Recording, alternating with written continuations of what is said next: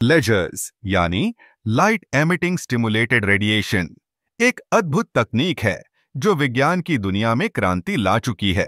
जब हम लेजर्स की बात करते हैं तो हमें सबसे पहले समझना होगा कि ये कैसे काम करते हैं।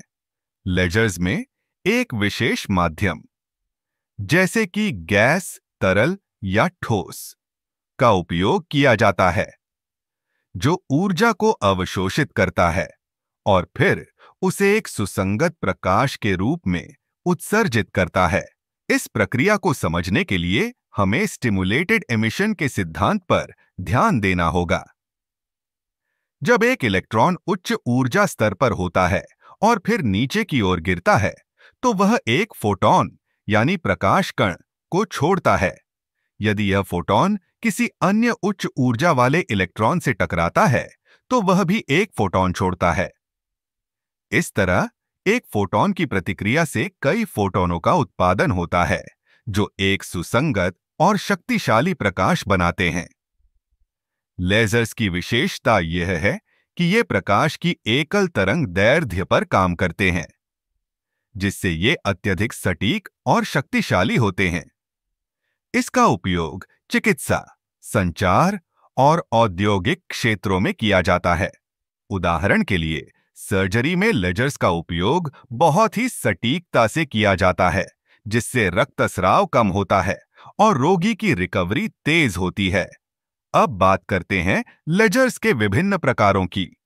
सबसे आम लेजर डायोड लेजर है, जो छोटे आकार में होते हैं और इलेक्ट्रॉनिक उपकरणों में व्यापक रूप से उपयोग होते हैं। फिर आता है गैस लेजर, जैसे कि हीलियम नियोनन लेजर, जो आमतौर पर सिग्नलिंग और लेजर्स प्रिंटिंग में उपयोग होते हैं। लेजर्स का एक और दिलचस्प उपयोग है लेजर्स शो में। जब हम रंग बिरंगी लेजर्स को एक साथ देखते हैं तो यह एक अद्भुत दृश्य बनाता है।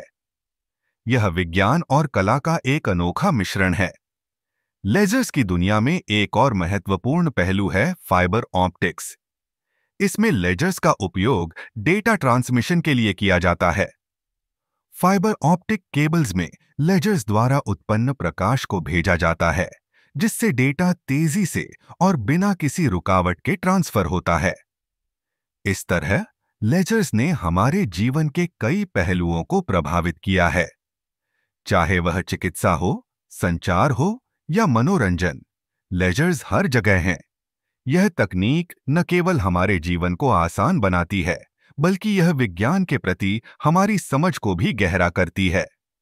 लेजर्स की यह अद्भुत दुनिया हमें यह सिखाती है कि विज्ञान और तकनीक का सही उपयोग कैसे किया जा सकता है।